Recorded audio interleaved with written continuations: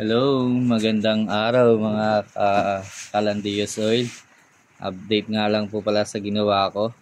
Bagong project ko pong ginawa na yan po yung Kalandiyos Oil kaso di pa yari siya. Ayan. Share ko lang po yung kwan ko sa inyo. Pero na-test ko na po siya na makikita nyo naman po sa short videos ko. Share ko lang po yung sukat nito sa akin. Ito yung nasa loob ko, nasa loob ng chamber ko. Ito po, sukat po nito ay 1.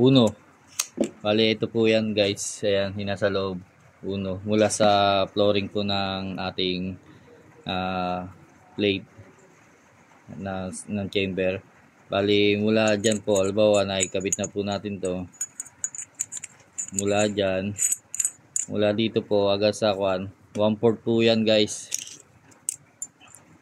1/4 po yan. Kaso ito medyo kan lang to dahil palalim, dahil itong kwan na to ginrob ko po yan. Makikita nyo, hindi nyo naman po makikita dun dahil para itong kwan nya, oil distractor nya hindi tatama dito sa kwan na to, kaya niligyan ko po ng groove yan. Bali ito 4 mula dito sa 1 inches na to, 1/4 po ang distansya nya, pati dito sa pangalawa 1/4, dito 1 inches, 1.5 yata. Yan natin. 1 inches. 1 inches, tapos dito sa top, hanggang top inline sa dulo 1.5. Bali lahat po dito ginamit ko na drill bit ay 2 mm. Ito sa unang layer mula sa flooring, yan po. Dito 1/4, dito alternate po yan. Ito po distractor, ito po diretsuhan lang, yung straight bangga lang po sa wall ng ating tubo. Ayan po, alternate po yan. Ito pababa. Tapos ito naman po lahat po yan bangga po sa ating wall. Tiyan po lahat po yan bangga sa wall. Bali itong nasa taas lang po, 8 lang po yung ginawa ko. 8 pa lang po. Tapos ngayon itong 8 to baka gawin kong 16. Tatry ko pong gawing 16. Gagawa pa ako isang ganito para yun naman yung lalagyan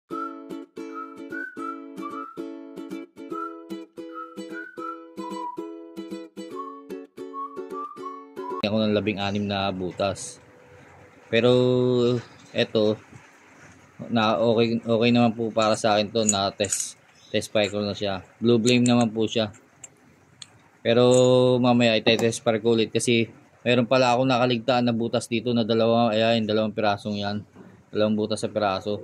Hindi ko pala nabutasan. Kaya pala siguro medyo hindi ako satisfied. Pero mamaya makikita natin yan. Ikukuhan ko. Titingnan ko, i-test fire ko ulit. Ayan siya. So, kinapinduhin siya dyan dito. Ayan o. Ayan po. Ayan o. Deroscas po siya guys, para pag gusto nyo linisin. So, linisin ng mga order po sa atin, madali po malinis. Dito naman po sa loob niya, wala naman pong problema yan. Kahit na walang po, tak-tak lang po nila yan para malinis. Tapos itong sa naman natin to, share ko lang po yung sa ilalim niya. Bali winelding ko na lang guys, ayan o, para sure ball. Tsaka siya, heavy duty na talaga siya. Alang singaw yung kanya, yung pinakahangin. Hindi katulad ng Deroscas, hindi natin makuha, baka sumisingaw. Dito naman po walang problema kung Deroscas siya, dahil yung nasa ilalim po guys, nakapix po yan. Apix po yan. Ayan o. Ayan, nakapix po yan. Bali ito lang po yung Deroscas niya, para pwede nyo po siyang malinis kung sakaling nagbabara. Sa bagay, hindi naman po ganun kasi magbabara to, dahil ito po ay ang gamit natin ay used oil. Used oil po siya. Hindi ka gutol ng mga ordinaryong gasol. Ordinaryong gasol kasi po yun, kaya nagbabara, natatapunan ng mga kanin-kanin. Mga subo ng ating mga pinaglulutuan.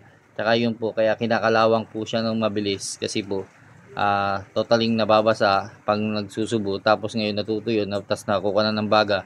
Ito po kasi bali siya, kaya hindi siya ganong kakalawangin. Bali ang kinukuha lang po natin dito hangin tsaka yung oil. Kung bagsak yung oil, hindi mo talaga siya pampakuan. Lalo pa nga siya nakukuhan habang tumatagal. Nangingitim lang po siya pero hindi po siya kakalawangin ng husto na kagaya ng ginagamit nating ordinary. Guys, wait nyo lang po pagkayari yung yari po nito. Abangan nyo po yung susunod nating video. Gagawa tayo ng ating project. Ayan po guys. Ganyan po yung forma niya guys. Lalagyan ko na lang po siya ng frame. Tapos dito po yung blower niya. Pero gagawin po siya ng magandang forma ng blower. Tapos dito po yung dito yung banda yung pinakakuha niya, tangke. Bilog lang po, PVC gagamitin natin para magandang tingnan. Tsaka hindi mabigat na dalhin. Kahit sa mo dalhin pwede. Kahit sa mong buhatin. Heavy duty na po to guys. Hanggang dito na lang ang ating video. Kung nagustuhan nyo po yung aking video, ay please naman po paki-subscribe tsaka paki-like. Tsaka nga pala guys, abangan nyo po yung susunod nating video. Baka sakaling makakuha tayo ng mga project, i-video po natin siya.